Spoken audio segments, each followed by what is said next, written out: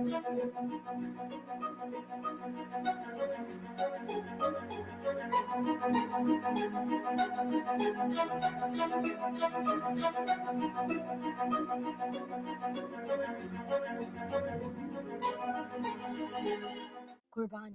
a time of sacrifice, bringing families together, spreading happiness and joy, supporting those in need, renewing our faith, strengthening our bonds, celebrating our differences. Qurbani, a time of reflection. Join Islamic Relief this Qurbani Udhiya season to share love and happiness. Be their relief from hunger. Give your Qurbani Udhiya. Donate today. Assalamu alaikum wa rahmatullahi ta'ala wa barakatuh. My dear brothers and sisters, a continuous charity, ACC, an organization that specializes in giving students loan without any riba. Imagine how much our students will progress, inshallah, in life when they finish their education without riba that they worry about. And ACC, alhamdulillah rabbil alameen, is the organization that will help them live debt-free. I support ACC. I want you to support ACC because it's all about breaking the chain of riba. Assalamu alaikum wa rahmatullahi wa barakatuh. This world is full of orphan children. They live every day with insecurity, without support. At Mercy Without Limits, we've made it our mission to bring help and hope to as many orphans as possible. Our orphan program ensures they receive food, clothing, health care, and an education. But we can't do it without you. For only $60 a month, you can sponsor an orphan in need. You can be the one to bring them hope for the future. Join us and change a child's life today.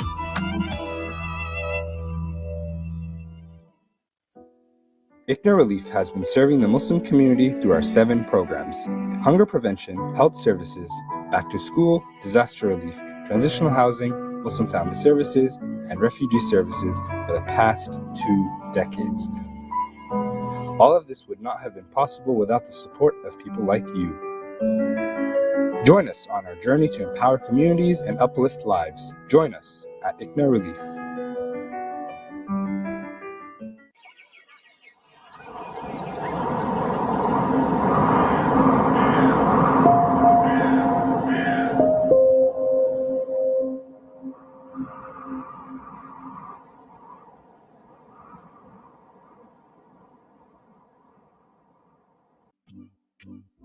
Home. بيت Bari. يوفا Car. Igmi. domicilio Sokor. Cafe. What does home mean to you? Home is hope, dreams, security. Guidance is here to help bring you home. Achieve the dream of home ownership without compromising your faith.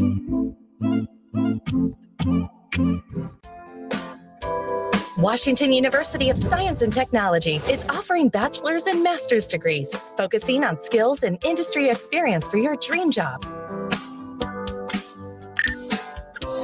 U.S. citizens and green card holders can enjoy up to 50% tuition assistance. Eligible students get federal student aid and Veterans Affairs benefits. WUST is certified to operate by SHEV and accredited by ACCSC. Learn from our industry-experienced professors and shape your future.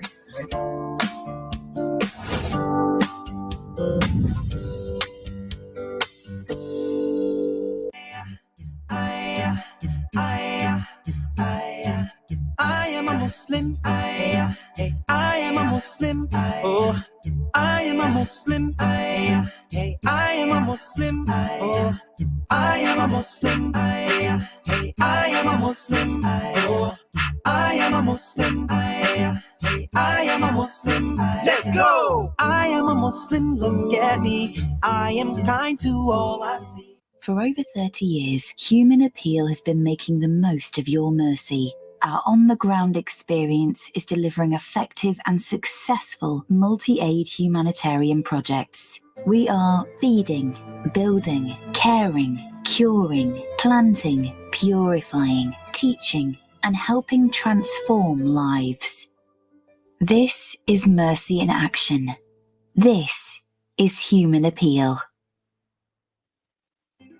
We share your vision of a better future, where economies grow and communities thrive, where innovative technologies don't harm, but harness the environment to provide access to water and nutritious food and climate resiliency. Sustainable programs cost more upfront because they're designed to outlast all of us. So give generously, and we promise to make the impact of your investment multiply. Now, more than ever, the future depends on what you do today. Are you ready? Where's Zaid?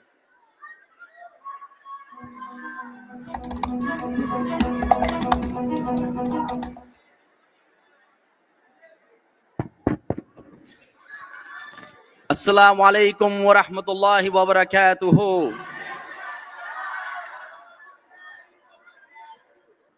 I'm very happy to see these beautiful faces over here. MashaAllah. Okay, we have an awesome lineup tonight. Alhamdulillah, you guys be very happy, inshallah. All right, like always, we start our programs in the best way possible, which is with the words of Allah subhanahu wa ta'ala. Okay, and for that, I'm going to call up, inshallah, the winner of the Quran competition, Brother Ibrahim, who is actually 10 years old, but he won the competition for the 12 and 16-year-olds. So give it up, inshallah.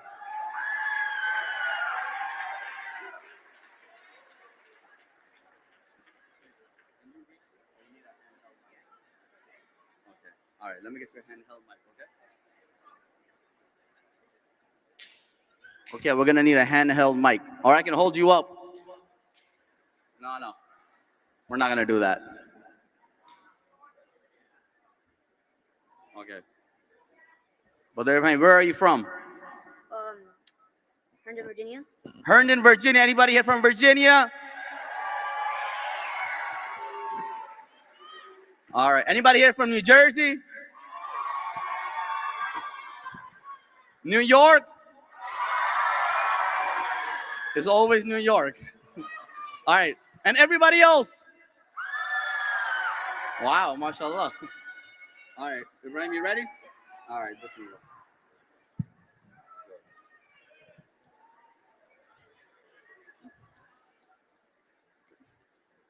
Assalamu alaikum. أعوذ بالله من الشيطان الرجيم بسم الله الرحمن الرحيم الرحمن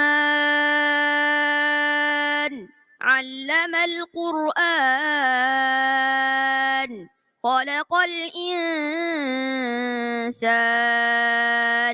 علمه البيان الشمس والقمر بحسبان والنجم والشجر يسجدان والسماء رفعها ووضع الميزان ألا تطغوا في الميزان وأقيموا الوزن بالقسط ولا تخسروا الميزان والأرض وضعها للأنام فيها فاكهة والنخل ذات الأكمام والحب ذو العصف والريحان فبأي آلاء ربكما تكذبان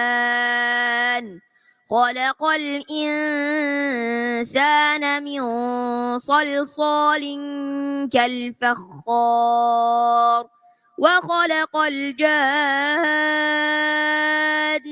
من مارج من نار فبأي آلاء ربكما تكذبان صدق الله العظيم.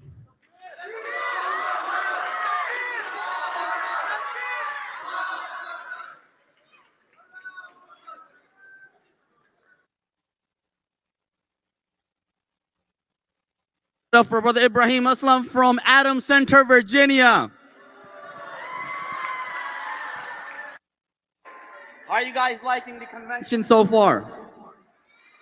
Are you guys enjoying the convention? I'm telling you, this is an amazing convention. All right, so the ICNA convention, you guys all know there are certain things that people really look forward to at the convention, okay?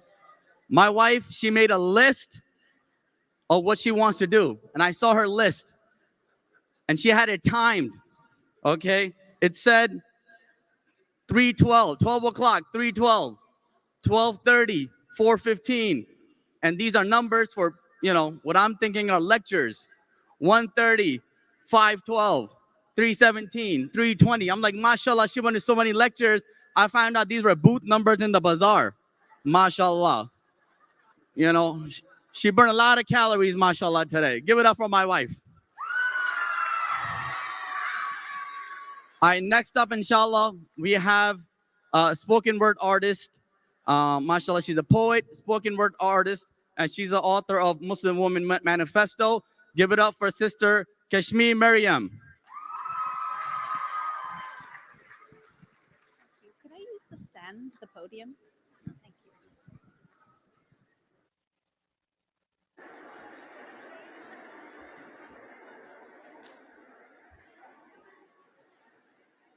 Assalamu alaikum wa rahmatullahi wa barakatuh. How's everyone doing?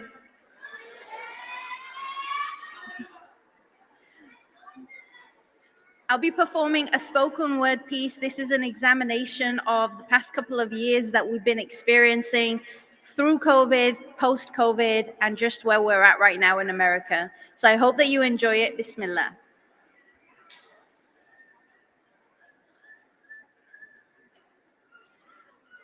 What if COVID was not the real pandemic? What if disbelief was the real disease? What if the cure can only be found in a kingdom where prayer and purpose reign? What if global warming is only hellfire drawing closer? What if our days are numbered by rotations against the sun, by the phases of the glowing moon? What if Roe v. Wade gave more rights to an unborn child than it did to a black man in America? What if death could not be cheated? What if life was a gamble, but it was based on your efforts?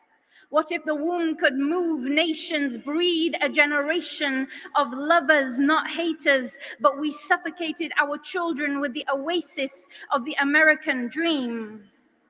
Told them that the most important thing is for them to keep up the GPA. Make sure you pray on Fridays, even if you don't pray any other day. Keep up with Bitcoin stocks and TikTok. Keep up with the status quo. Buy a house in the suburbs with a white picket fence and a neighbor who you wave to every now and then. And keep up with the Kardashians, even if it may lead you to a hell. But was this the price we paid for a life of kings and queens? When Umar bin al-Khattab wept as he saw the messenger, peace be upon him, with lines along his precious bare back from sleeping on a straw mat. When Abu Bakr gave away everything he owned and left for his family only God and his messenger. When Bilal so beautifully stood upon the Kaaba and said, Allahu Akbar. And every Arab in the desert was astounded by a faith that could give honor to both the black and the white, and that none had superiority except for the most righteous. What if the truth was ugly, but the lie all filtered and fly? What if ice caps are melting as the earth is warming, but our hearts now more frozen than ever before, solid to the core? We forgot how to weep, but boy, do we know how to sleep through the Fajr. وَتُحِبُّونَ الْمَالَ حُبًّا جَمًّا كَلَّا إِذَا دُكَّتِ الْأَرْضُ دَكًّا دَكًّا وَجَاءَ رَبُّكَ وَالْمَلَكُ صَفًّا صَفًّا. And you love wealth with an immense love. Enough when the earth has been leveled, pounded, and crushed, and your Lord has come, and the angels rank upon rank? What is your soul speaking that your anatomical ears may not be hearing? What if your shadow worships more often than your limbs? What if your lungs are breathing, but your soul is still heaving for life? What if the angels have arrived, but you're not ready to welcome them in? But what if there was a silver lining? What if Ar-Rahman was 70 times more merciful than your own mother? What if forgiveness was just a prostration away? What if faith was to enter and never leave? What if your submission was the keys to both your deen and your dunya? And what if this life was your one chance to get that right? What if? What if? What if? Thank you.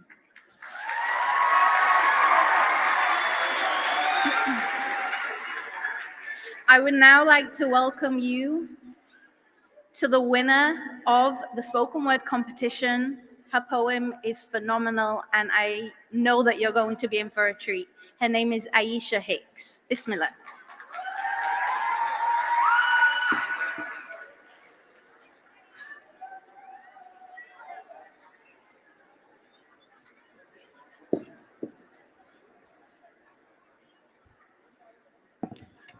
Assalamu alaikum wa rahmatullahi wa barakatuh. First and foremost, I just wanted to give praise and thanks to Allah subhanahu wa ta'ala for allowing us all the opportunity to congregate together. We had a lot going on these past few years, so just to see all of my beautiful Muslim brothers and sisters out here, it truly warms my heart. So I'm gonna do a poem for you guys today, inshallah.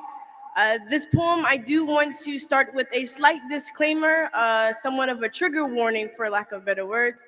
My poem may be, it has some content. It is not explicit by any means, but some of the imagery may be kind of clear and vivid for some of our younger listeners here today. Just a quick backstory about my poem. I have 3 children, mashallah. I have 2 boys and a baby girl I just had this past December. And this poem I actually wrote in the middle of my pregnancy while I was sorting through some of the anxieties and facing some of the realities that a lot of the women in this room and in this country face when having to deal with the process of like pregnancy and childbirth in America. So the poem does highlight some of that. So I just wanted to make that clear before I get started, all right? Bismillah.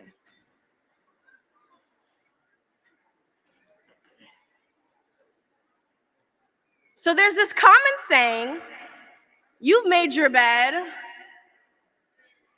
Okay, right. So obviously some of us have done so on more than one occasion, suffered in the sheets and shams of our own choices, rested in the refuge that we would soon know to be our biggest fears. In 1880, James Marion Sims, also known as the father of modern gynecology, developed sinister surgical tools and traumatic techniques regarding women's reproductive health. Without anesthesia, Sims exclusively conducted his inhumane research and experiments on enslaved Black women, mothers, forced to lay down in beds they never made, their bodies cut open without regard, having no choice but to not resist. And this master of manipulative and misleading modern medicine cared more about preparing for his patent than his patients, branding generational traumas on my people by operating under the racist notion that those Black bodies ain't feel no pain. In 2017, I would give birth to my first son. He was an emergency C-section, so nurtured by the idea of a natural birth, I did not educate myself on epidurals or any anesthesia that would make me forget the discomfort of the bed I laid in. My biggest fear was not being given a fair dosage. My operation turning out more circus than surgery, worried about any misuse of my body, laying in Master's bed while he operates under the racist notion that this black body ain't feel no pain, me reluctant to lay down yet still abandoning my instincts just to be cut open anyway, having no choice but to not resist. I mean, who's to say that when the needle of white fragility pierces my melanin skin, that my cells aren't being harvested without my consent? Is this practice not the same system that condoned the exploitation of Henrietta Lacks? Have they subjected my fate to the like of mothers before me, bleeding out and dying on their backs? So when I write, I let the poetry of those mothers wade in the waters that never broke. The ones that drowned in the seas underneath the ships that never intended to set us free in their honor. When I tell my sons of their blackness, I start with the history of their births, how my fearful heart and tearful prayers brought forth the sweet relief of their cries in those moments. I decided that when I teach my Asia about her body, she will know these truths. And the trials of the women before her, she will know that she doesn't have to lay in any bed that she didn't make. Jazakallah khair. Thank you guys for listening. Assalamu alaikum.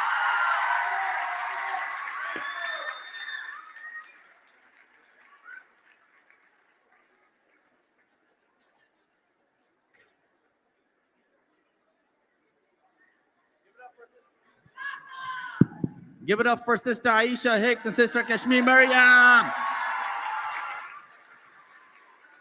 All right, we had some competitions at the ICNA convention, all right? And alhamdulillah, we had some winners. So we want to give them an opportunity to showcase their talents, mashallah. So I'm going to call up Brother Imad Siddiqui, who was the winner of the essay competition, and he hails from my hometown, New Jersey. Nurul Iman.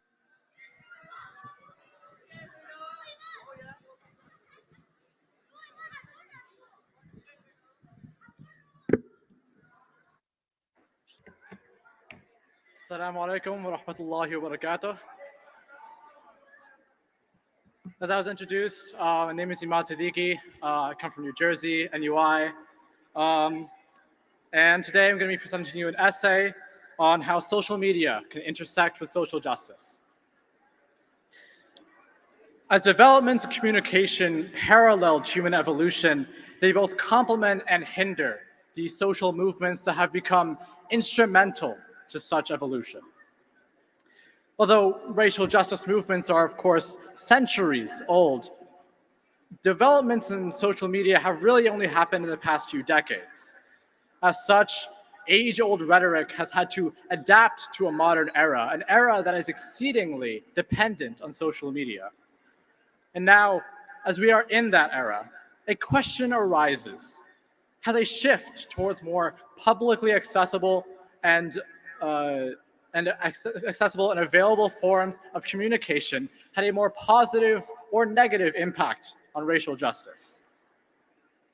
The rise of social media has given way to both developments and regressions in this field, making this question difficult to answer.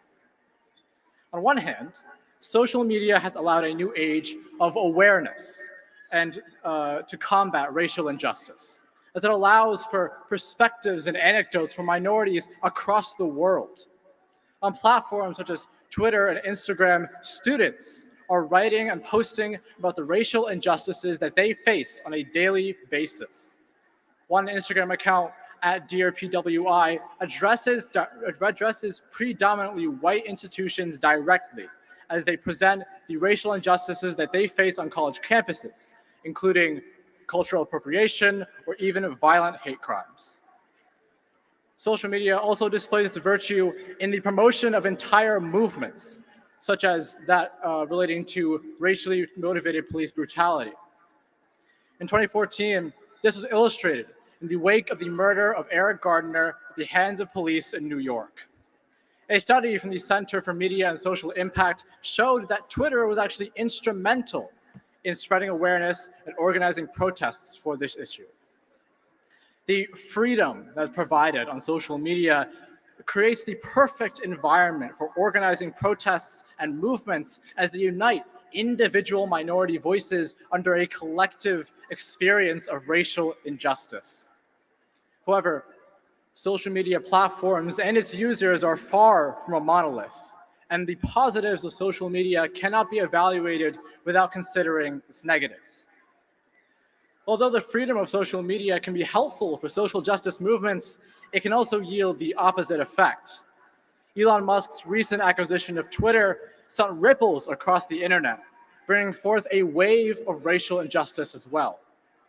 Experts at the Office of the UN High Commissioner for Human Rights reported that the use of the hateful and racist N-word increased by 500%. 500%. Musk's quote-unquote free speech advocacy combined with online anonymity created an avenue of hate against minority groups without any sense of accountability. Not only that, but the epidemic of racial injustice online has spread to the most powerful political figures of this country. Former US President Donald Trump referred to the COVID-19 pandemic as the Chinese virus, which contributed to rhetoric that led to a 150% increase in Asian American hate crimes in the year 2020. As harmful speech rises from all sides on social media, it becomes difficult to declare it as a helpful tool in the pursuit of racial justice. So this question still remains. Is social media's development a positive or negative impact on racial justice? And ultimately, that question may not have a simple answer. Striking a balance between the positive and negative effects of social media requires the understanding that social media is ultimately just a tool that is shaped by the intention of its user. The Prophet Muhammad ﷺ once said, on the authority of Abu Hurairah radiallahu anh, actions are according to intentions, and everyone will get that which was intended. But the amazing powers of freedom and anonymity that social media provides, its impact will ultimately be decided by the user's purpose. As some make it their intention to spread racial injustice and injustice against minority groups online, the opposite intention must remain alive from every individual in this room, the intention to unite as one online world against racial injustice. Thank you.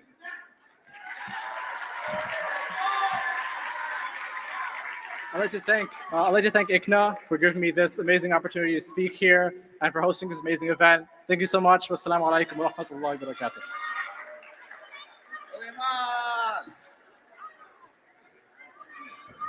Give it up for Brother Imad. We have NUI students right here, and they're very excited, mashallah.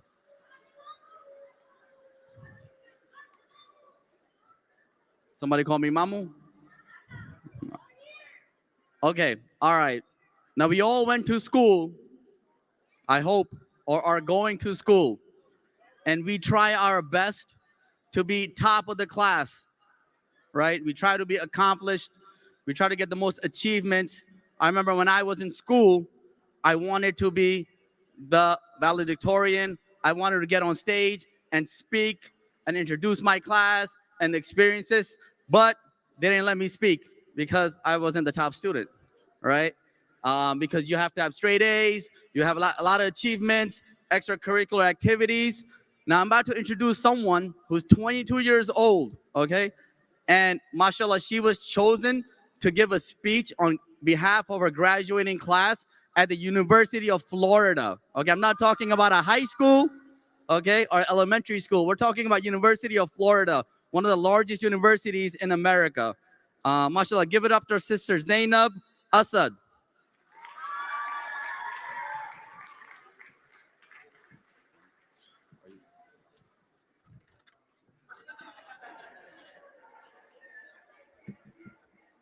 Assalamu alaikum. Okay. So if you don't go to UF or graduated in the class of 2023, you were not at my graduation. But during my graduation speech at the very beginning, I give a shout out to my dad. So in the spirit of fairness, I want to give a shout out to my mom. Hi, Ami. Okay. All right. نحمده ونصلي على رسوله الكريم أما بعد فأعوذ بالله من الشيطان الرجيم بسم الله الرحمن الرحيم رب اشرح لي صدري ويسر لي أمري واحلل عقدة من لساني يفقهوا قولي ربنا زدنا علما ربنا زدنا علما ربنا زدنا علما اللهم اجعل عملي كله صالحا واجعله لوجهك خالصا ولا تجعل لأحد فيه شيء وتقبله مني بقبول حسن آمين يا رب العالمين. All right, Bismillah. When I was in high school, I read a book by the name of When Breath Becomes Air about a man who works his entire life focused on his career. He spends years at the top universities in the country, winning awards, training for around a decade of his life, all in hopes of one day finally becoming the dream that he had, a neurosurgeon. Until one day, he gets diagnosed with stage 4 lung cancer. He actually wrote the book during his last year on this earth, and his wife finished it for him because he passed before it was finished. Now, when I first came across this story as a 17-year-old, I had an existential crisis.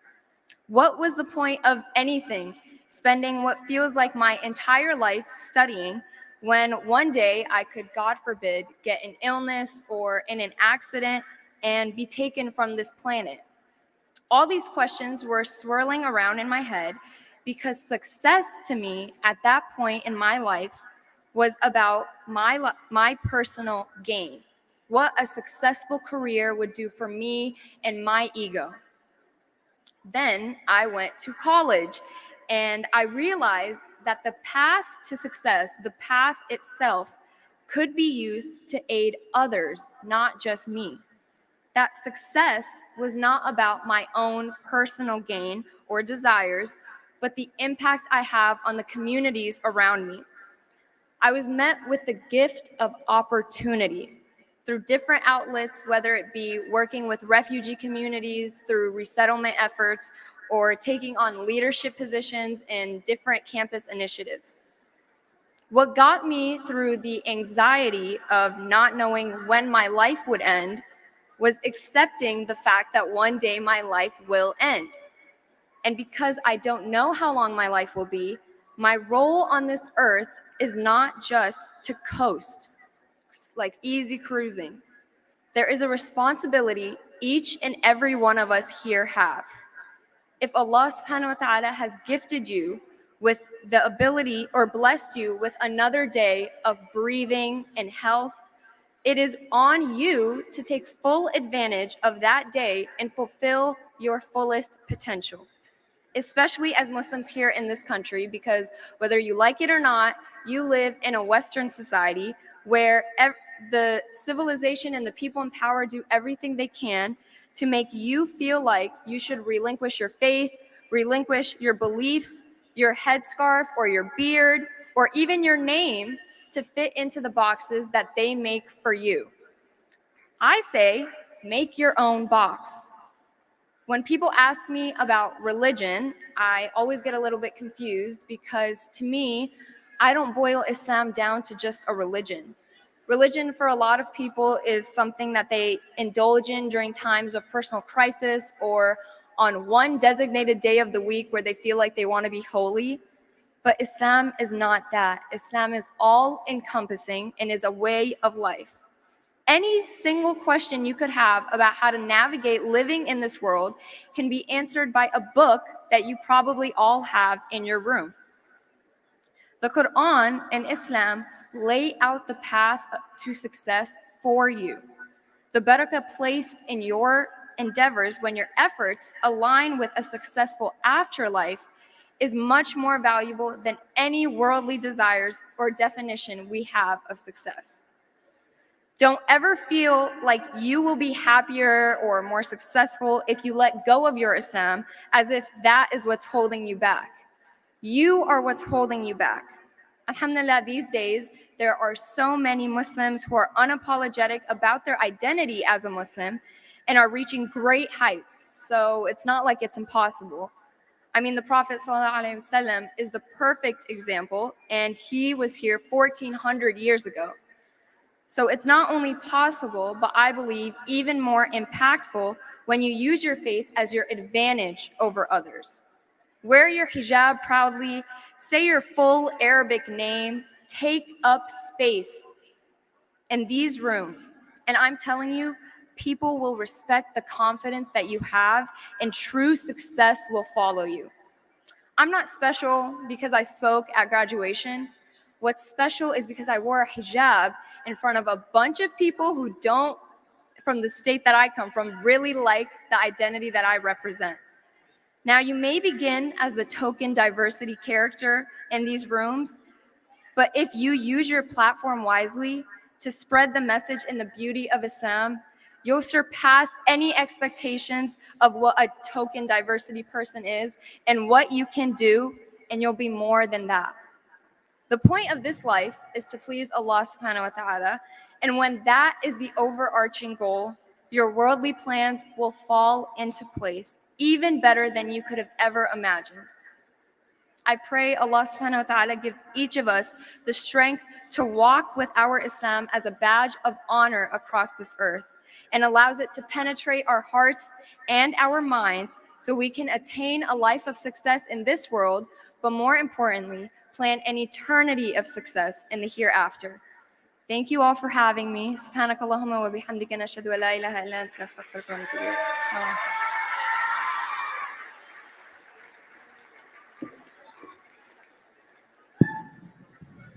Give it up for Sister Zaina from Florida, Gatorland. All right. How many of you guys attended speeches today? All right. I don't know how, because I tried to go to a couple of speeches. They wouldn't let me in. Imam Omar Suleiman, impossible. All right. I went a little late. 3 speeches, they didn't let me in. It was my fault. I was late. So I decided to do the best thing I could do. Since I couldn't get in, I went to the bazaar. I got myself some free Shan Masala, 10 boxes, thank you. I got some free pens, air fresheners, and then I ended up walking next to my sister's booth. She has a booth out there, okay? And then she asked me to watch her booth for her for 5 minutes. The scariest 5 minutes of my life. She's selling Pakistani clothing. All right, I'm Pakistani. I know nothing about Pakistani clothing. So I'm sitting here, and as every Muslim does, you make a dua before you do anything. I said, Bismillah, Ya Allah, help me by not sending any customers in the next 5 minutes.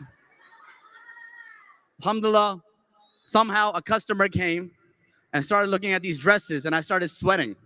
Like, what do I do now? And she looked at this dress, and I was like, there was no price tag.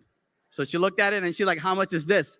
And I was like, I do not want her to buy this thing because I don't want to undersell. So I was like, let me just give her a number that she's just going to walk away. All right. So I was like, it's $6,000. She's like, whoa, okay. Then she picked another one. Right. And she was like, how much is this? And I was like, well, you know, I don't want to destroy my sister's business. Let me give her a more reasonable number. I was like, this one is $600. And she's like, well, it doesn't make any sense. I'm like, what do you mean doesn't make sense? She's like, the one that you said is 6,000 was so, was so plain. And this $600 one is so heavy, all right? This is like wedding wear. How can it be cheaper? And I was like, I don't know what to say anymore. I'm sweating. And I'm like, well, the one that's plain, it's fabricated by NASA using special lightweight material. So I got to apologize to my sister. I ruined your sales probably for the whole weekend, okay? I'll make up for it next year, inshallah. And now we have some very special artists, okay? You guys ready for some artists?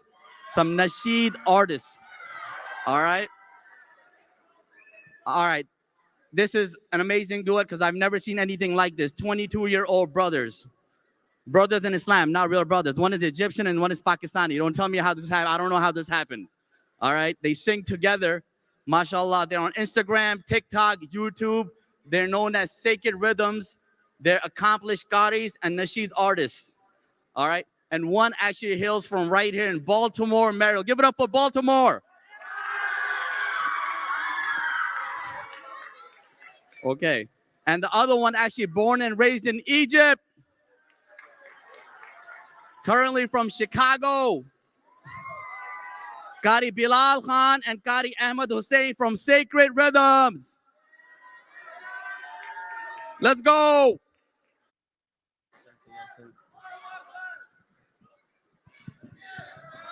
Assalamu alaikum, Mass ICNA.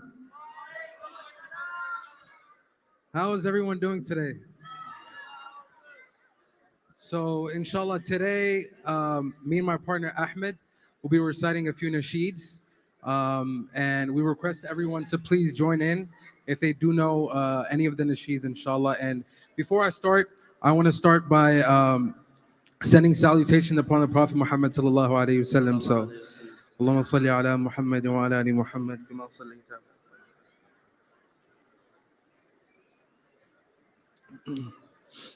Bismillah.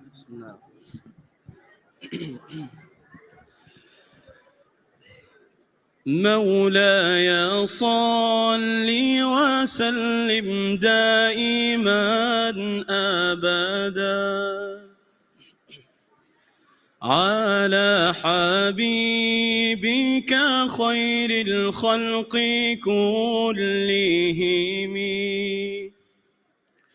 مولاي صل وسلم دائما أبدا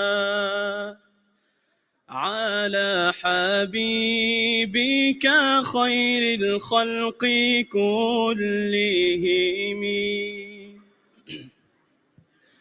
محمد سيد الكونين والثقلين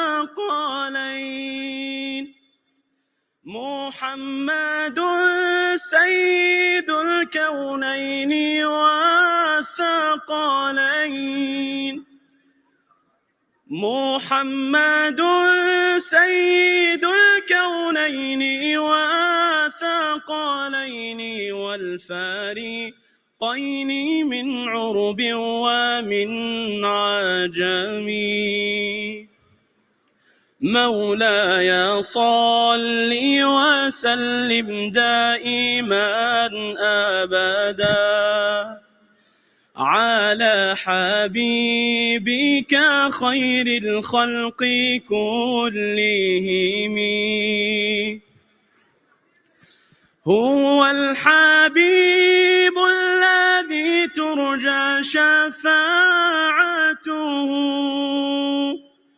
هو الحبيب الذي ترجى شفاعته لكل هول من الأهوال مقتحم مولاي صل وسلم دائما أبدا على حبيبك خير الخلق كلهم حبيب الله رسول الله إمام المرسلين حبيب الله رسول الله إمام المرسلين. Start off. You start off, yeah. Give me just a second. Start this one. Don't go to that yet. Because right now you're still getting الصبح بدا من طلعته والليل دجى من وفرته है नूर सहर चेहरे से तेरे और शब की रौनक जुल्फों से अल्लाह अल्लाह अल्लाह अल्लाह अल्लाह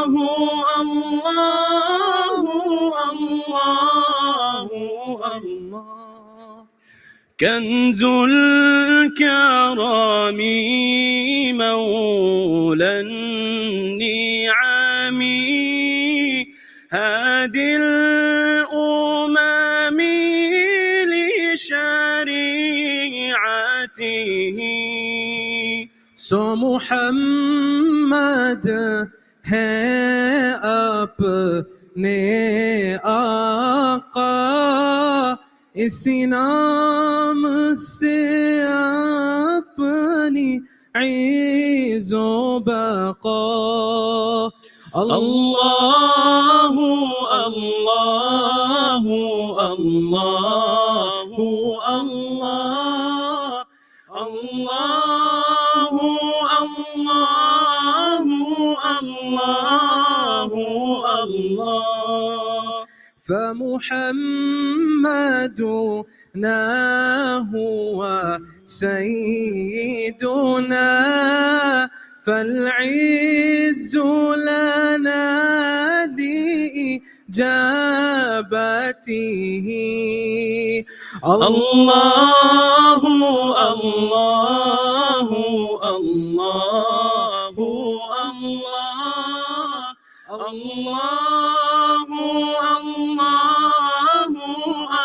الله الله الله.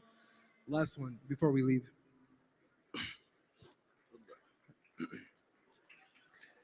In this world so vast and wide, sometimes I stumble and lose my mind, but my heart is strong and my faith is true. I turn to Allah seeking guidance anew. Oh Allah, my Savior, my guide. Oh Allah, my Savior, my guide. Hold me tight and be the light by my side. Hold me tight and be the light by my side. 'Cause if I can't make it all on my own, will you be there to save me and bring me home? 'Cause if I can't make it all on my own, all on my own, all on my own, all on my own, all on my own, all on my own. Every time I close my eyes, one thing comes to mind. The day that I saw them take one of mine. But I'm old enough to know that it's all a lie.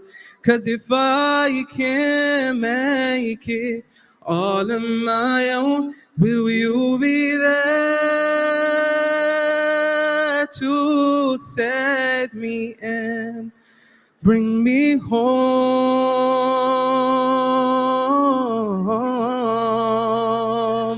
Takbir. Jazakumullahu khairan. Assalamu alaikum.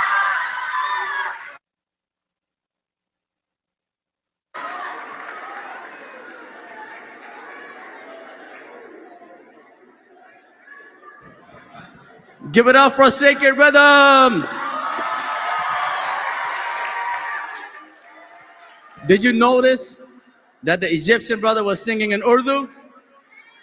Wow, mashallah. It's not easy, all right? You know, to go from the West and understand Eastern cultures, it's not easy. I remember I went to Saudi Arabia. This was a while back, okay? So you got to excuse my ignorance. But it's a different culture in Saudi Arabia, okay? Now, I'm going to ask you kids, all right, how much Arabic do you know? Who knows what nisa means? Woman, very good, you're smarter than me. All right, anybody know what rijal means, rijal? Men, male, men, all right? So this is going like 10 years back, and I did not know this. I was extremely ignorant. So I go to Saudi Arabia, and I'm about to go to a restaurant. And back then, they had religious security. I don't know if you guys know this. There was religious security before. So I go to this restaurant, and there's one door here, one door there. And I'm thinking it's two different restaurants, right? The door on the left It had a burger on it, a burger, and it said Nisa. I was like, yes, this is what I want. The door on the right had a gyro, Guido, all right? And it said Rijal. I was like, no. I had too many gyros in the last week. I'm from America. I want a burger. So I tried to go through this door, and the security's like, la, la, la, all right? He's like, Rijal. And I'm like, Habibi, Assalamu alaikum, Habibi. I was like, no Rijal. I want Nisa. And he's like, ha, ha, ha. Habibi, Rijal. I'm like, Habibi, Nisa. And he's like, Habibi. And now he started getting a little mad, a little frustrated. He's like, Habibi, Rijal. And I'm like, Habibi, Amrika, Nisa. I was like, in fact, I want two Nisa. And he's like, Ittaqillah, Habibi. I was like, you Ittaqillah. Anyways, I don't know how. He forced me to go to the Rijal line. I was like, another gyro. I walk in, and I noticed the same restaurant, 2 different doors. I was like, astaghfirullah, a'udhu billah. I apologized to the man. We hugged it out. Alhamdulillah, from now on, I know Nisa is woman, and Rijal is a man. Alhamdulillah. Now, I'm going to introduce you to someone who understands Eastern culture better than I do. An extremely surprising way, mashallah. Okay? I don't know how this happened. He's been touring the U.S., selling out tours. He's been to Pakistan, selling out tours in Pakistan. He understands Pakistanis better than I do, and I'm Pakistani. Give it up for our brother, comedian, Brother Jeremy Mclellan.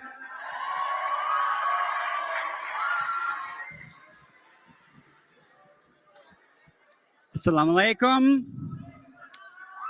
Wait, assalamu alaikum wa rahmatullahi wa barakatuh, right? Is that good? I just learned that. I just learned that backstage. So, baby steps. Baby steps to Islam. That's one pillar at a time. That's what I'm doing. So, thank you so much for having me. Thank you for this this great introduction that I had. I don't always get good introductions when I perform for Muslim audiences. A few years ago, I was in Pakistan. Any Pakistanis here tonight? Okay. I was in Pakistan, and I was doing a show, and the person introducing me had no idea who I was. I think he Googled me right before the event, and he's introducing me, and he goes, "Please welcome to the stage, stand-up comedy and recent convert to Islam, Jiminy Mclellan." And the crowd went wild. Everyone was so excited, you know, and then I had to get on stage and tell everyone the bad news that I was not Muslim comedian Jiminy Mclellan, that I was a Christian comedian named Jeremy Mclellan, and the crowd turned on me. They glared at me. They were angry with me for the rest of the night because I had left Islam. I was Muslim for 30 seconds, and they were having me. But it is great to be here at the ICNACON convention. I am so honored. Jazakallah khair, bahut bahut shukriya. Thank you so much for having me here tonight.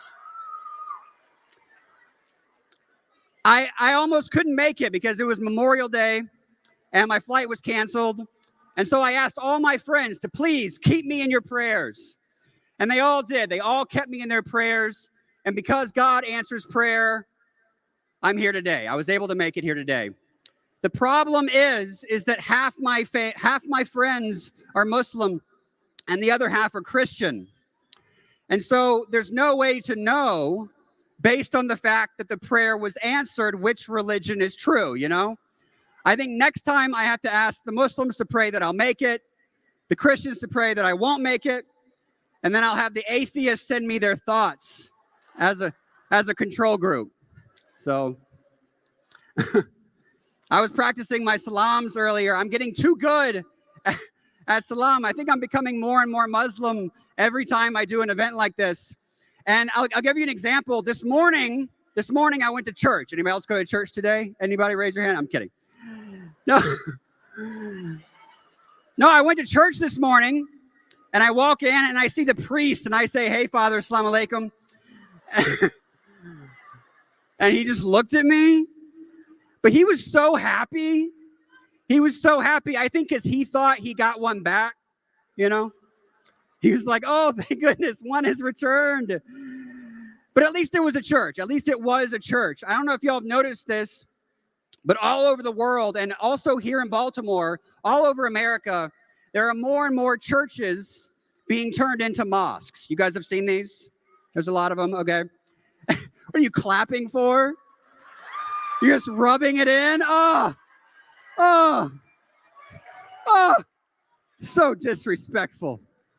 Astaghfirullah. No, I don't know what I'm saying. I don't know. And you know what? You know what?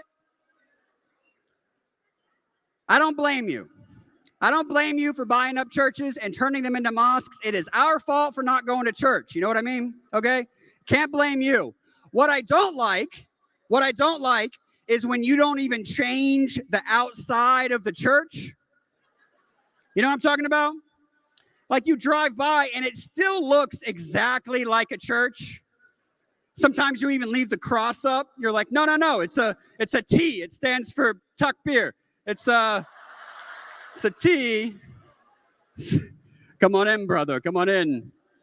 It's like you're trying to trick us, all right?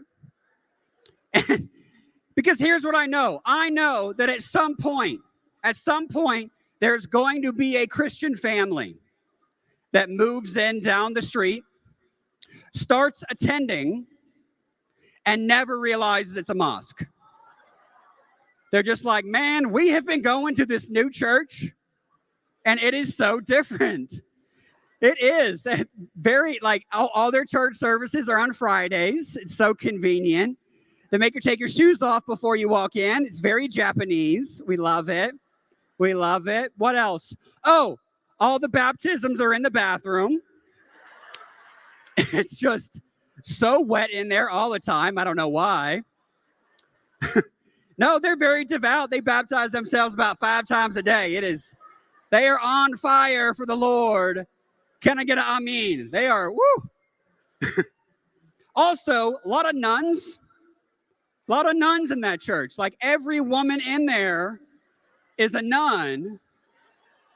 And they're progressive too. They let them get married and have kids and everything. They have changed those rules a lot. And what else? We've been going for about 5 years, still have no idea what they're saying, but we never learned Latin. So that's our fault. It's our fault. I don't know Latin. A little bit about my backstory. I am a comedian, but before I was a comedian, I worked with people with intellectual disabilities. That's what I did for 15 years of my life. And during that time, it was my job to be a caregiver to several people who were Pakistani Muslim. Okay. And so it was my job as their Christian caregiver to help them be good Muslims, which is a weird relationship to have with someone, you know? And so I had to learn about Pakistan. I had to learn about Islam, right? I had to learn all the rules. And guys, I got to admit, as their Christian caregiver, I was a very strict Muslim, okay? Like my phone would go off and I'd be like, it's time to pray. It's time to pray. No, I'm not going to pray, but you got to pray. It would get awkward during Ramadan, because during Ramadan, we would be out in public and they would be like, can I have some food? And I'd be like, no, you can't have any food. They'd be like, can I have some water? And I'd be like, no, you can't have any food or water. And people would overhear me. They would be like, why aren't you giving those disabled guys any food or water? And I'm like, because they're Muslim. They're like on the phone with care, like to report a hate crime or something, but no, it's great. But ever since then, you know, I have loved performing for Muslim audiences, and you're so welcoming, you're so hospitable, and I love you guys so much. The main difference, though, the main thing I love about Muslim audiences versus other audiences is that everyone in here is sober. That is amazing. There's like 10,000 people here tonight, and you're all sober, okay? Because you're not going to drink here, right? You drink at home, and then you come here, right? Not going to drink here. I understand. But I read a statistic that 1/3 of all traffic fatalities involve drunk driving, okay? Which means 2/3 involve sober driving, which means sober driving is twice as dangerous as drunk driving. So please, if you get to the end of the night and you realize you're too sober to drive home, please call a designated drunk driver to come pick you up. I really appreciate that. Those are called Uber. Uber. I've been trying to get in better shape. I don't know if you noticed. Been trying to work out, trying to get in better shape. I realized I gained a bit of weight during the pandemic, and I realized I needed to lose the weight when a Pakistani woman told me I looked healthy. I don't know if you know this. If a Pakistani woman tells you you look healthy, you got to trim down. That's what happened to me. But it's so hard. It's so hard at these events, especially because every Muslim event that I do, there's so much good food. So much good food at these events, right? So much good food. And, right, kana bohara chata, right? Food is wonderful, wonderful, wonderful. But I can't eat it, right? I can't eat it because I know that that is the #1 way that Muslims try to convert people, okay? I know what you do, right? The goal is, here's what you do. You feed us so much that in order to not gain weight, we have to fast. And then you're like, we're already fasting. It's like 1 pillar down, 4 to go. Let's do this. Like, that's your plan. I know it. I know it. And it's not just at Muslim events, right? I remember I did a show in New York City. It was at a comedy club. And there was a woman in the front row, right? Front row center. And she had a Tupperware full of biryani that she had brought for me. And I looked at it and I was like, oh, that is so beautiful. Thank you so much. And she was like, yes, I'm a big fan. I'm from Pakistan. I made you biryani. Here it is. And I was like, oh, this is so great. Thank you so much. And then she gave me a piece of paper with her name and address on it. And I was like, oh, I'm sorry, ma'am. I'm married. I have 2 kids. And she was like, no, no, no. That was so I could mail back the Tupperware. She wasn't going to leave her Tupperware. That was that. One thing that I do when I travel is I love going to Planet Fitness. Anybody here work out at Planet Fitness? I love Planet Fitness, right? It's great. It's great because there's one in every city, right? And so whenever I'm on tour, I will go and work out at Planet Fitness. And recently I was on tour and I was in a Planet Fitness and I saw a guy wearing a shirt, all right? And it had my hometown on it.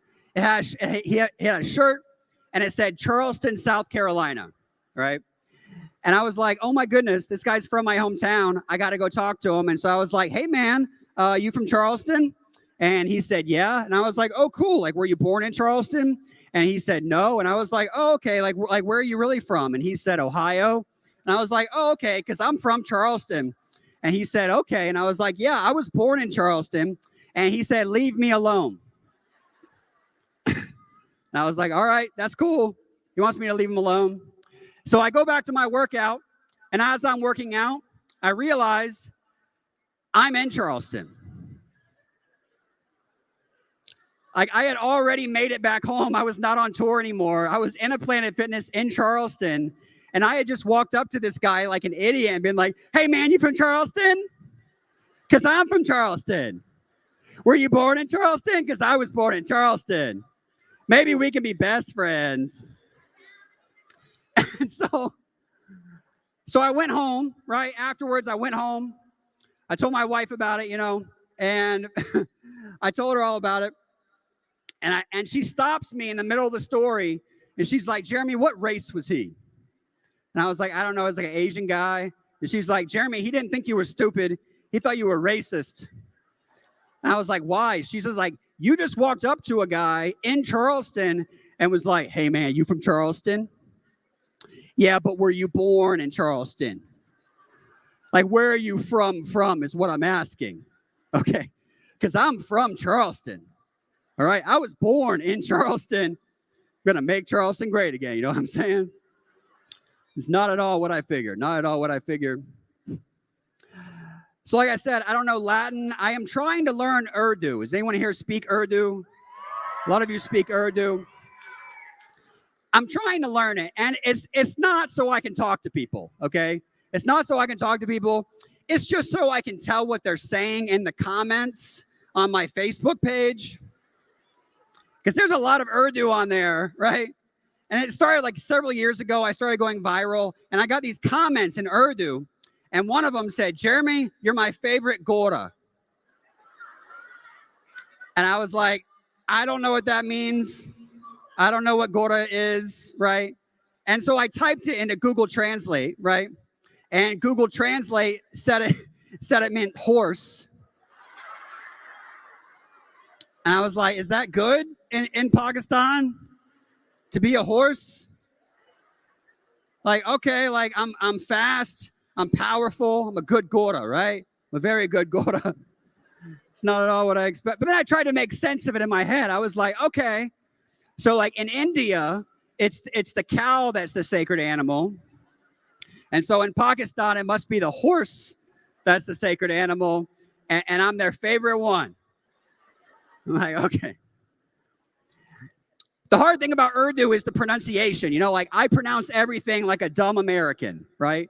And that's hard in Urdu because you have to be able to tell the difference between all these words, like kutta, right? There's like kutta, like a dog, right? There's kutta, and then there's kurta, okay?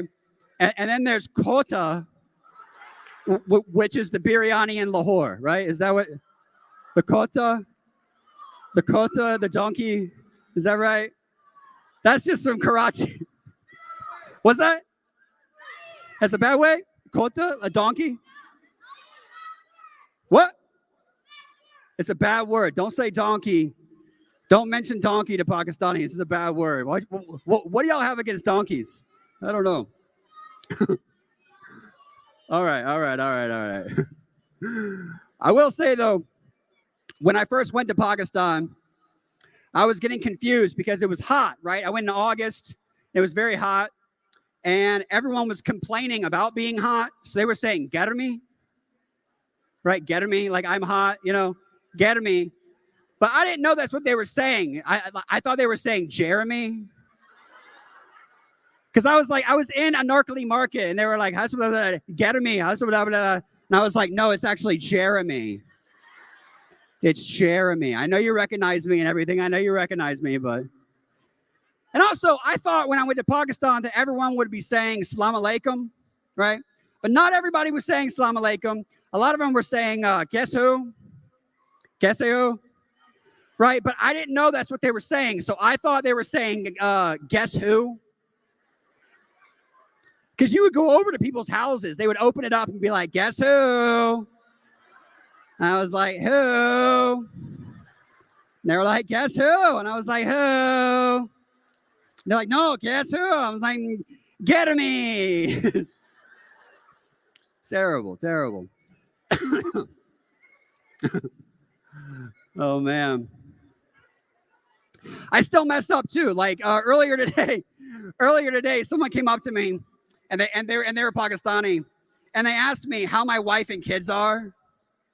And I was trying to say Zabardast, right? I was trying to say Zabardast, which is like great, right? But I didn't say Zabardast. I said Zabardasti, which is not the same thing. I was like, my wife is Zabardasti. My marriage is Zabardasti. Everything about my family is Zabardasti. We are so blessed. Mashallah, it's just all Zabardasti. Like, oh, that's not what they thought. Not what they thought. I do love my wife, though. My wife's great. My wife is a feminist. We argue about that sometimes. Like the other day, we got into this argument because she was saying that women still make 77 cents for every dollar that a man makes. You guys have heard this? You guys have heard this, right? But I explained to her that's just because men naturally gravitate towards higher paying professions like doctor or engineer or CEO, right? Whereas women just naturally gravitate towards lower paying professions like female doctor and female engineer and female CEO. She didn't like that joke. She didn't appreciate that at all. So I do have a wife, Stephanie, and I have 2 kids. They're 3 and 5, and they're over there, guys. Give it up for my wife and kids. I love you. I love you guys. Okay, they're not here, but I do appreciate you guys doing that. I just like hearing you applaud. It just makes me feel so good. Like, I just love that. No, my wife's great. No. I have 2 kids. Jewel and John. They will change their names later when they convert to Islam. But for now, their names are Jewel and John. And they love each other so much. Jewel loves Johnny, right? 5-year-old loves the 3-year-old. The 3-year-old loves his sister Jewel. The problem is that he can't say Jewel. He calls her Jew, which is like funny at home, but then we're out in public and they're playing hide and go seek, like at the library, and Johnny's hiding, or Jewel is hiding, and Johnny is just walking around going, Jew, where are you, Jew? I'm like, oh no, this is terrible. We have started to worry, though. You guys have been awesome. We have started to worry that my kids might be Muslim, okay?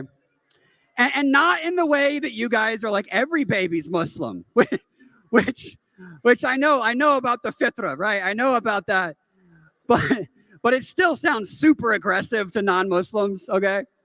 I don't mean it like that. I mean, there have been some signs that my children might be Muslim, okay? Number 1, they were both born on the first day of Ramadan. That's true. Mashallah, right? And they were both late. It was like a week past their due date. I'm like, these babies are on Muslim time. I don't appreciate this at all. Okay. They also eat at really weird times of the day. It's like 4 p.m. and they want lunch. And I'm like, no, this is not white scheduling. It's like in Pakistan, you have like lunch at 6 p.m. I'm like, no. I don't appreciate this at all. This is not part of my culture, right? But the main reason why we think my kids might be Muslim, and I'll leave you guys with this here tonight. I have to get off stage. Thank you guys so much for having me. The main reason why we think my kids might be Muslim is that we have been reading to them every night, okay? They love being read to. One book in particular they love being read to. It's a book called Goodnight Moon. You guys heard this book? Very famous book, Goodnight Moon. Every kid loves it. The problem is, whenever we read it to them, they will start arguing with me about whether they sighted the moon. And it's just this huge debate, like every night. I'm like, it's right there. It's right there in the book. The moon is right there. And they're like, it's cloudy. It doesn't count if it's cloudy. And I'm like, no. You are not Muslim, okay? You are not Muslim. The moon is right there. And by the way, the schedule says the moon is right there. And they're like, we don't go by the schedule. We go whether we can see it like our ancestors did. And I'm like, no. You are not Muslim. These Salafi babies, I don't know what to say. This is a Maliki household. I don't even know what those words mean. Okay, forgive me. I'm like, okay, ICNA says the moon is right there. They're like, ICNA can't tell us what to do. We got to see it with our own eyes. And I'm like, oh, geez. Okay. So here's what we do. Every night we have this argument. Every night, here's how we resolve it. Here's how we resolve this argument about whether they sighted the moon. After we argue, they walk across the floor. They pick up one of their toy phones, and they call a Saudi baby and ask them if they saw the moon. And then it was just, whatever the Saudis say, that's what we do. Anyway, Jazakallah khair. Thank you so much. I'm Jeremy Mclellan. Thank you so much. I appreciate it. Let's get our audience back up here. Thank you.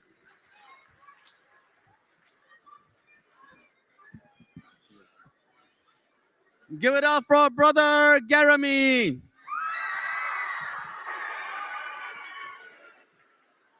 The funniest Gora I've ever met.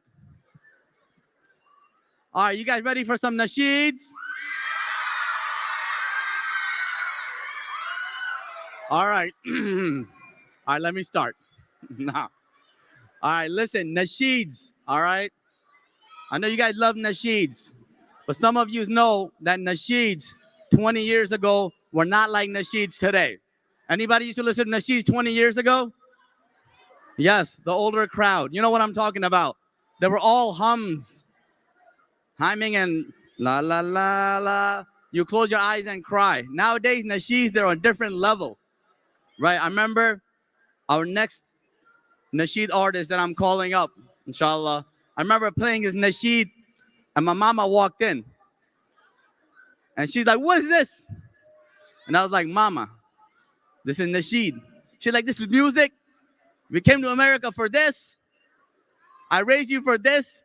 And I was like, Mom, listen, look at the disclaimer. It says no musical instruments were used. All sounds were made from his mouth, which is an extremely talented, creative skill, mashallah. So you guys ready for the next Nasheed artist? You guys know who it is? All right. I'm going to count to 3. You say his name, all right? You ready? 1, 2, 3. Give it up for Brother Siedd.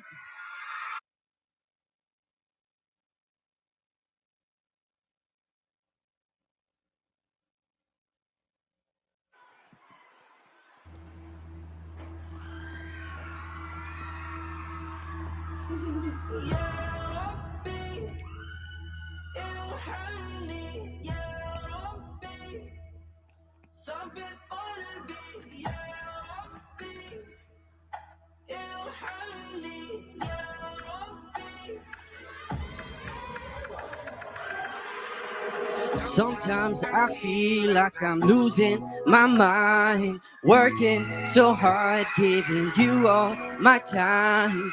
I know one day you'll leave me behind. Where do I turn when you push me aside? Lord, did I lose you too? You don't need me, but I need you. Lord, save me. My heart's in two, 'cause this world will leave me.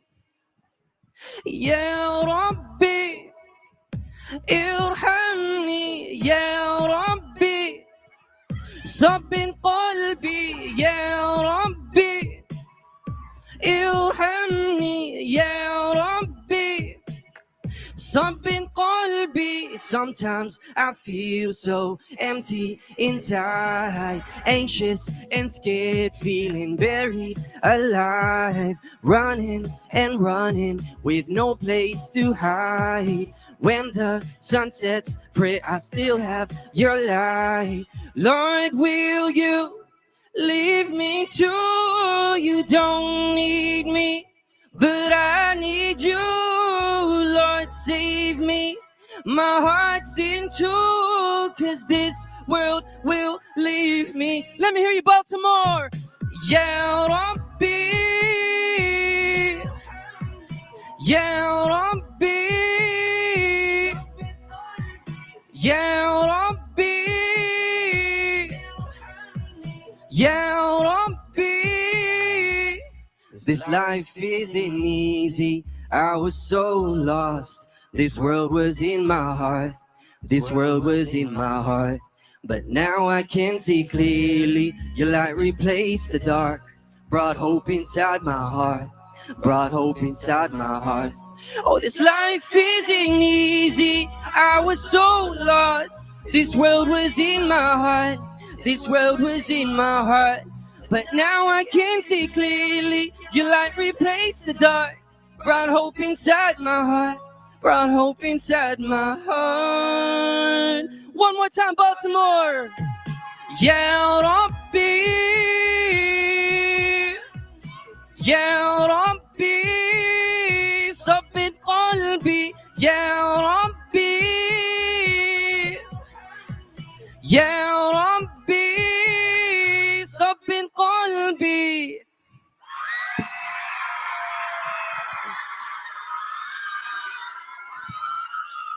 Assalamu alaikum, Baltimore. How you guys doing today? I go by the name of Siedd, and it's such a pleasure being here all the way from Thunder Bay, Canada. This is my first time in Baltimore, and you guys are already so amazing, mashallah. For those of you who haven't heard my tracks before, all of the sounds that you guys are going to hear are made only by my voice and hands, so no musical instruments are used at all. I hope you guys enjoy the show. We're going to get right to it. So this next track that I'll be doing, this next track I wrote last year when I became a father for the first time.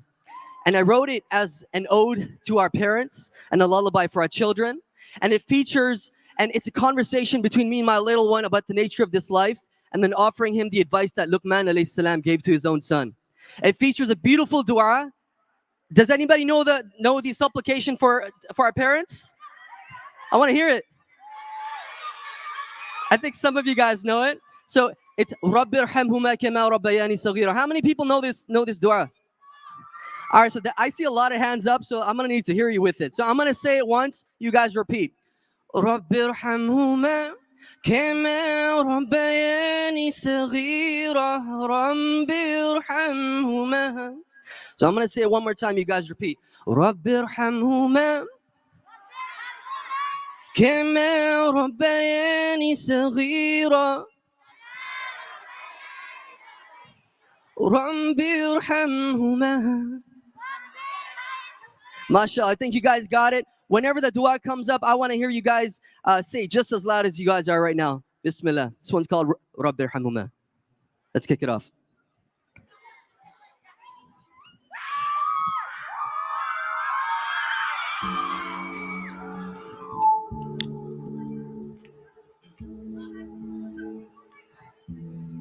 Open your eyes, my little one. Not long ago I was also young. When you wake up and hold your own, know with each wrinkle there's some lessons you'll learn. By the time you learn to love, you'll have to learn to lose. Since one day I believe in you, but hold on tight like you once did. And when you get a chance, say a prayer like this. Rabbi irhamhuma kama rabbayani saghira. Rabbi irhamhuma Rabbi irhamhuma kama rabbayani saghira. Rabbi irhamhuma. The greatest empires have turned to sin, and one day we'll all be joining them. Pray you stay firm, hope you stay kind. Pray you always learn from the best of mankind. By the time you learn to love, you'll have to learn to lose. Soon one day I'll believe in you, but hold on tight like you once did. And when you get a chance, say a prayer like this. Let me hear you. Rabbi irhamhuma kama rabbayani saghira. Rabbi irhamhuma Rabbi irhamhuma kama rabbayani saghira. Rabbi irhamhuma.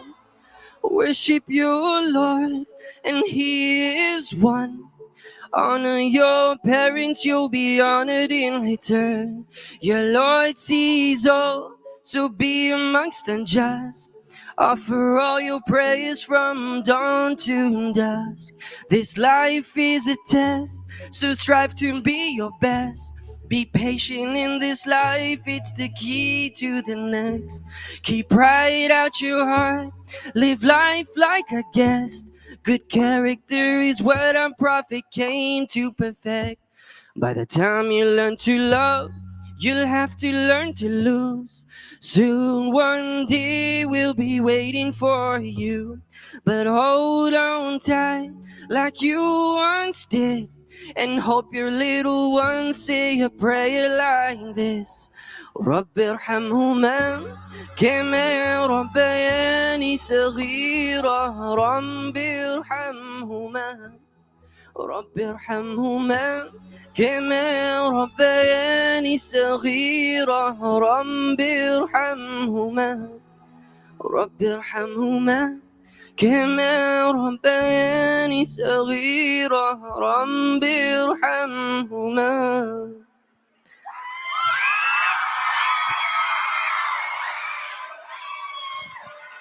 So Baltimore, are you guys enjoying your evening so far? Do you guys want me to keep going, or are you guys done with me? All right, so we'll get right into this next track. This next track is one of the tracks on my debut album called Journey. And it's this next track, I wrote it. It's based on the Hadith al-Qudsi, where Allah tells us that if we take one step towards Him, He'll come running to us. If we remember Him, He'll remember us. If we ask Him, He'll answer us. And this one's called Remember Me. If you guys know the words, please sing along. Bismillah.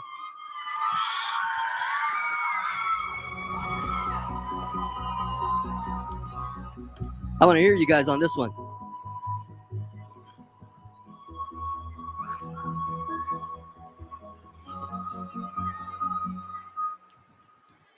"26 years since I came into this world, and another 26 they'll be calling me old. And life's but a moment, as my father once told. So care for your mother and don't you hurt her soul.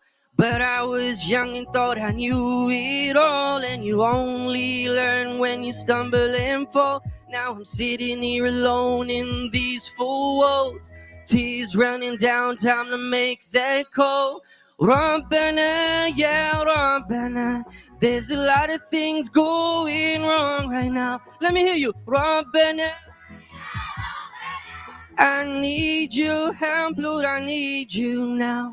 Remember me and I'll remember you. If you walk to me, I'll run to you. If you call to me, I will answer you. Just ask me, I'll hear it all. If you remember me and I'll. If you walk to me, if you call to me, I will answer you. Just ask me, I hear it all. Lord, forgive me for losing my patience. Sometimes I go wrong, sometimes I lose my sense. Lately I feel like I'm becoming so distant. Send down your help to bridge the distance. Found me lost and then you guided. I know you can hear even when I'm silent. Take my heart and fill it with light. With your love, let this soul ignite. Rabbana, ya Rabbana, there's a lot of things going wrong right now.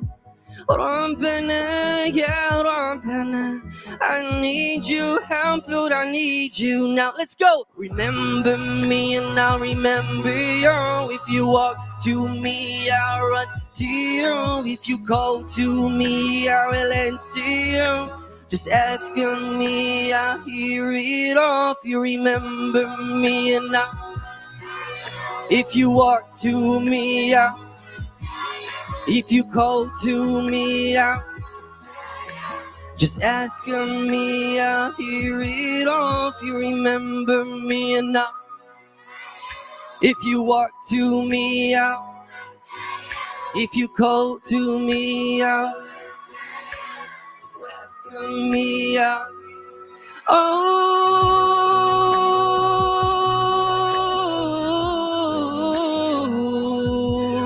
if you call to me, I will answer you. Just ask me, I hear it all. Oh, if you call to me, I will answer you. Just ask me, I hear it all.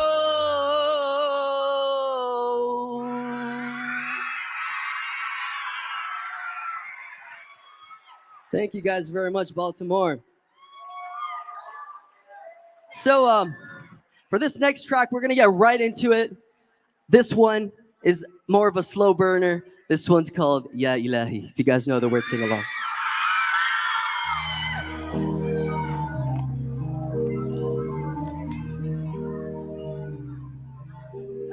Lord, I know you're watching us. You hear my words and know my thoughts. Every step just leads right back to you. When there's no light to break the dark, you're the only one I trust. I only call to you, Ya Ilahi, Ya Ilahi, Ya Ilahi, Ya Ilahi, Ya Ilahi.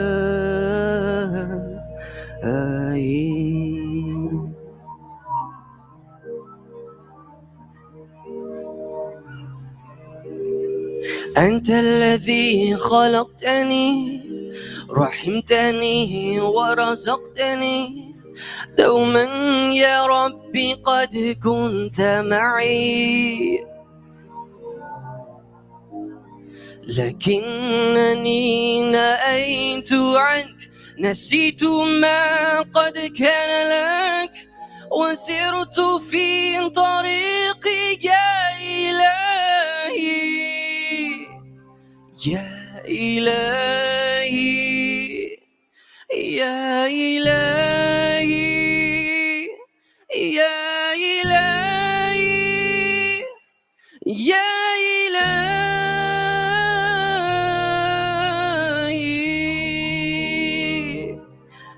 يا إلهي، يا إلهي، يا إلهي، يا إلهي.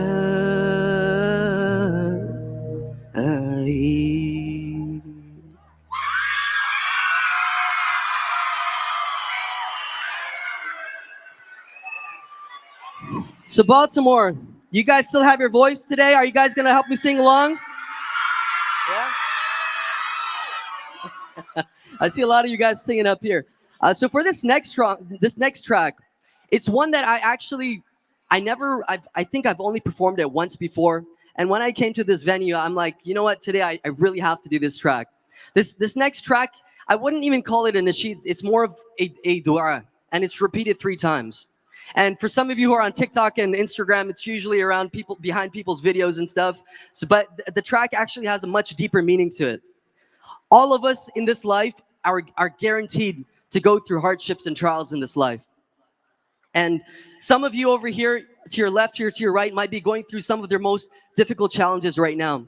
But Allah has provided us these supplications. And for this next track, it's one which is called, any of you heard of this track called Allahumma?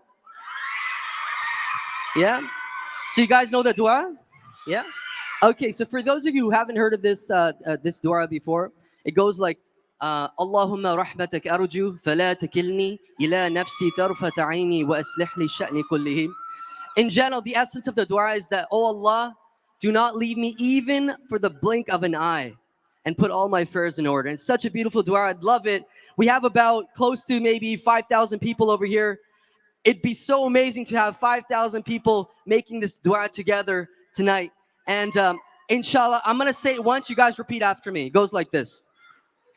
Allahumma rahmatak arju fala takilni ila nafsi tarfat aini wa aslih li sha'ni kullihi. Louder. Allahumma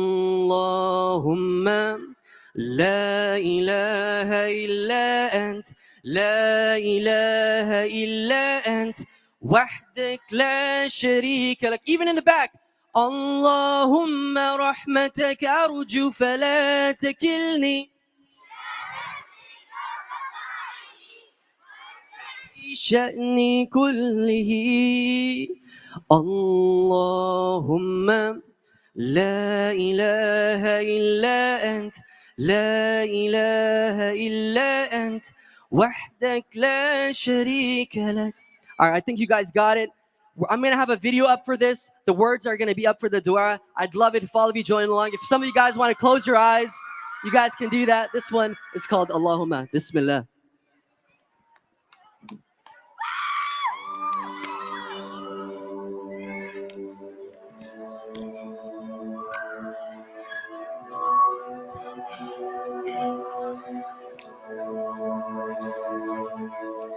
اللهم رحمتك أرجو فلا تكلني إلى نفسي طرفة عيني واسع لي شأني كله اللهم لا إله إلا أنت لا إله إلا أنت وحدك لا شريك لك. Let me hear you. اللهم رحمتك أرجو فلا تكلني إلى نفسي طرفة عيني واصلح لي شأني كله اللهم لا إله إلا أنت لا إله إلا أنت وحدك لا شريك لك. One last time. اللهم رحمتك أرجو فلا تكلني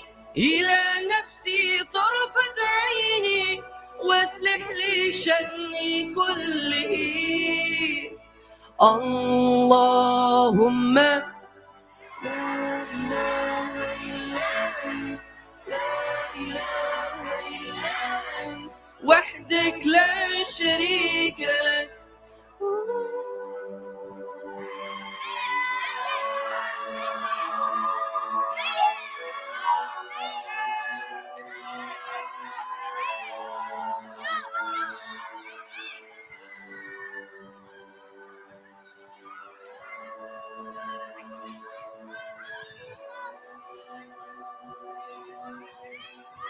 I hope you guys enjoyed this one.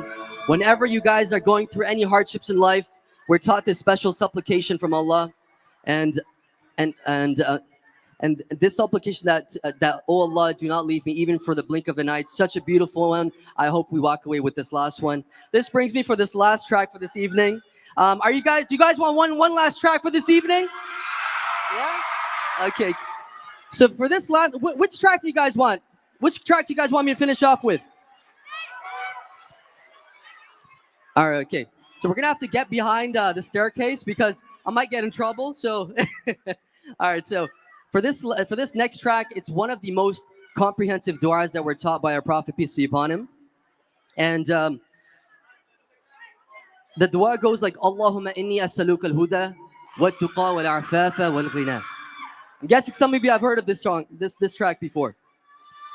So we're gonna finish off with this one.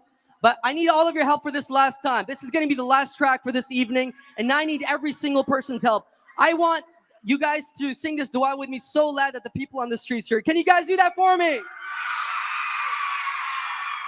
I'm going to say it once, you guys repeat. It goes like this. Allahumma inni as'aluka al-huda wat-tuqa wal-afafa wal-ghina. All right, one more time, but louder. Allahumma wat-tuqa wal-afafa wal-ghina. You guys are beautiful. This one's called Back to You. Bismillah. Let's go.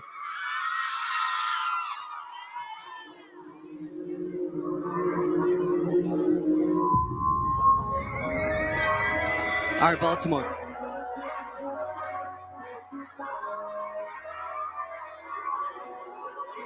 I've been ungrateful for much my life.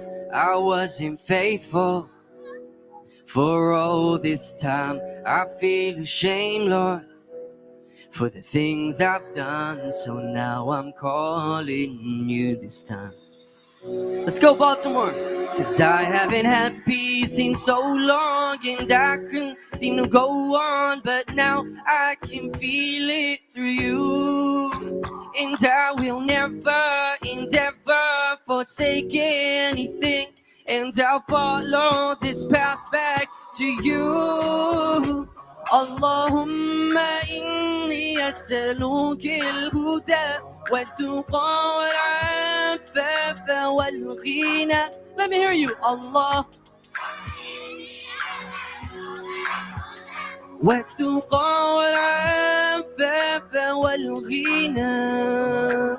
You guys are beautiful, Baltimore. I lost my way, Lord, left from your side when chasing this world. didn't guard my eyes. I've been afraid for the things I've done, so now I'm calling you this time.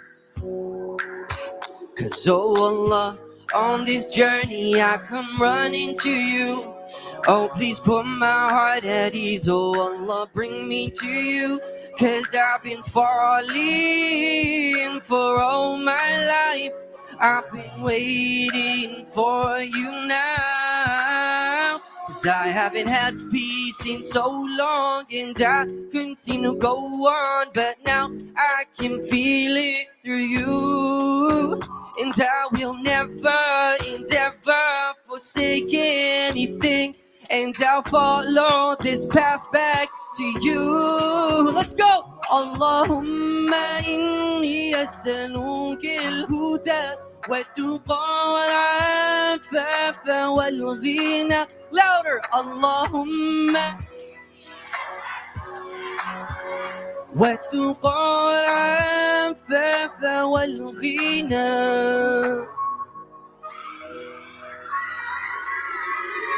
Oh Lord, my heart couldn't see all the truth of this life. I was caught in this world with a seal on my eyes. Then Allah, you showed me oh the truth of this life. Now I'll follow this path till the end of my time. Oh, 'cause my heart couldn't see all the truth of this life. I was caught in this world with a seal on my eyes. Then Allah, you showed me all the truth of this life. Now I'll follow this path till the end of my time. Allahumma inni as'aluka al-huda wat-tuqa wal-'afaf. Allahumma inni as'aluka al-huda wat-tuqa wal-'afaf wal-ghina. Allahumma inni as'aluka al-huda wat-tuqa wal-'afaf wal-ghina.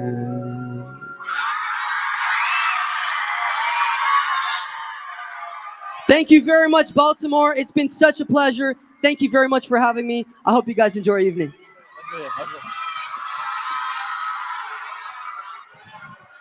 Siedd!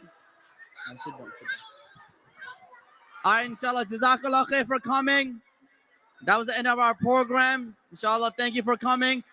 Get home safely. 11:30 is the Isha prayer for locals. 11:30. Assalamu alaikum wa rahmatullah.